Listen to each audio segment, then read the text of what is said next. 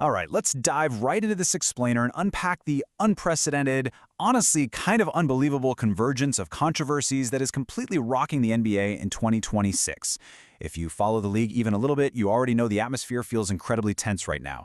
We are looking at a historic crisis of trust and credibility, one that stretches all the way from the hardwood to federal courtrooms.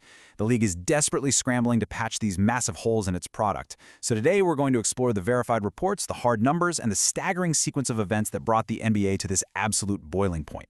And it all really boils down to this exact explosive question that fans are actively asking right now. Is the NBA rigged? It's a phrase you've probably seen plastered all over social media lately. But here's the thing. As the data and recent events show, it's no longer just a wild conspiracy theory thrown around by frustrated fans after a really close playoff game. Visible on-court rot and deep off-court corruption have basically created a perfect storm for the league. We're seeing a massive, glaring disconnect between the integrity the NBA sells us and the product they are actually putting out on the floor. Here is our roadmap for how we're going to unpack this. First, we'll look at the epidemic of tanking. Then, the whole flopping and whistles problem. After that, we take a hard turn into gambling rings and FBI probes. And finally, we'll cover the massive fan and player fallout. Let's start with Section 1, the epidemic of tanking, which has frankly turned into a complete mockery of the game. So by the 2025-2026 season, tanking went from being this quiet, sort of unspoken front office strategy to an obvious nightly mockery. Teams were rolling out blatant G League rotations just to guarantee a loss. It got so outrageously bad that Dallas Mavericks owner Mark Cuban was handed a staggering $10 million fine for his comments on tanking. Think about that number, $10 million. And earlier in the season, teams like the Utah Jazz and Indiana Pacers were hit with massive fines just for sitting perfectly healthy players. These massive penalties show just how desperate Adam Silver and the league office are to stop this epidemic. They are literally trying to legislate effort with their wallets, because the reputation of the league is being actively destroyed on a nightly basis. And this led to a truly seismic response. The Board of Governors voted 29-1 to completely overhaul the draft. They implemented this new 3-2-1 lottery system for 16 teams, and most importantly, they created a relegation zone. Under these new anti-tanking rules, the bottom 3 teams see their odds for the number 1 pick slashed all the way down to just 5.4%.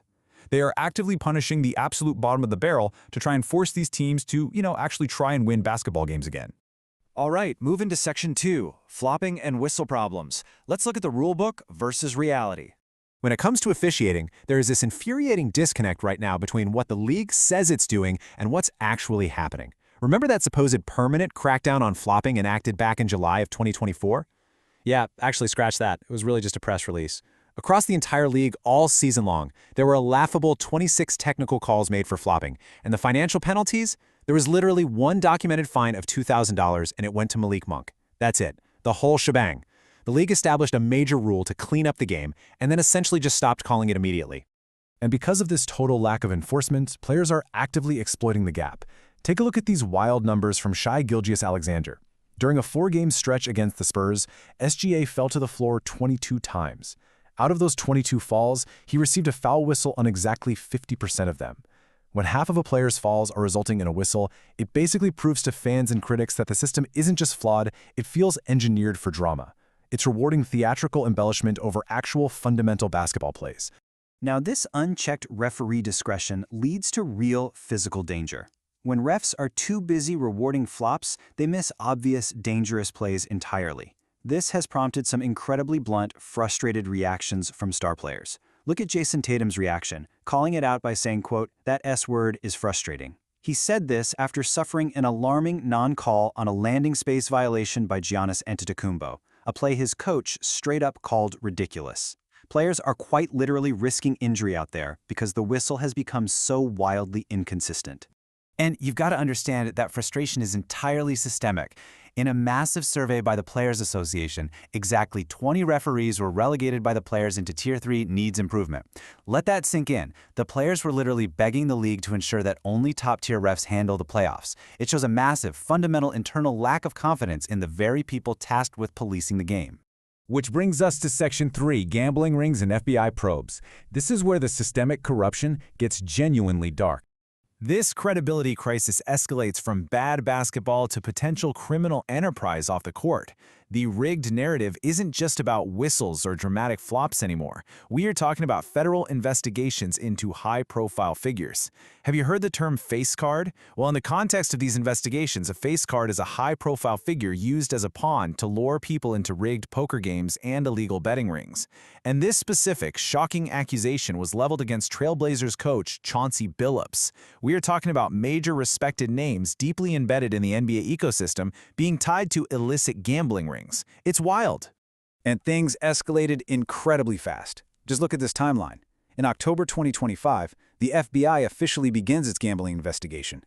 By late 2025, the league is forced to place Terry Rozier and Chauncey Billups on indefinite leave. Rozier was allegedly tipping off bettors about his injury status right before games. And this all culminated in April 2026, when former player and coach Damon Jones actually pleaded guilty to selling inside information to gamblers. This isn't speculation anymore, folks. These are federal pleas and indefinite suspensions. Yet, amidst these bombshell criminal probes, the NBA front office has maintained a deafening silence. They have said absolutely nothing publicly regarding how these arrests and FBI investigations affect their massive, highly lucrative official partnerships with major gambling and sports betting companies. It's incredibly telling. The exact same league that aggressively promotes betting lines during broadcasts is completely quiet when its own personnel are caught manipulating that exact system. Finally, let's look at Section 4, the fan and player fallout, the real-time erosion of the product. When you combine the blatant tanking, the ridiculous flopping, and actual federal probes, the impact on the business is completely unavoidable. The math right here doesn't lie. The 2025 All-Star Game suffered a brutal 13% drop in viewers compared to the previous year, drawing a mere 4.7 million people. Despite continual format changes by the league trying to spice things up, fans are simply tuning out. The showcase event of the NBA, the thing meant to highlight the greatest talent in the world, has become a complete afterthought for the casual viewer, because the competitive integrity just isn't there anymore. And honestly, fans are furious because they are hitting a massive financial barrier on top of it all. It costs a staggering $900 just to get into the building for that same All-Star game. They are pricing out the average fan. Meanwhile, television ratings for actual, meaningful games are plummeting. Game 2 of the 2025 NBA Finals hit an average of just 8.76 million viewers. To put that into perspective, that is the lowest non-pandemic Game 2 since 2007. The league is charging absolute premium prices for a product that fewer and fewer people actually want to watch. In a response to all of this mounting pressure, Commissioner Adam Silver has seemingly skirted accountability. When pressed on the officiating and the constant flopping, Silver bizarrely called the modern officiating incredible. He then followed it up defending the act of embellishing fouls, saying, quote, "If they're not fooling the referees, it's like, okay, the players are taught to sell calls these days," end quote. By drawing a distinction between a true flop and selling a call, the leadership of the NBA is essentially accepting out loud that theatrical embellishment is just a core part of the modern game now. So, as we wrap up this explainer, we are left looking at a league standing at a major crossroads. The NBA is desperately attempting to patch these massive systemic holes with new draft lotteries, relegation zones, and historic multi-million-dollar fines. But we really have to ask ourselves, and I'll leave you with this final thought to consider. Can a few new rules and fines actually salvage the integrity of the game? Or has the fans' trust in the NBA been permanently shattered by the crazy events of 2026? Thanks for joining me on this deep dive, and definitely keep your eyes on how this unprecedented chapter in basketball history continues to unfold.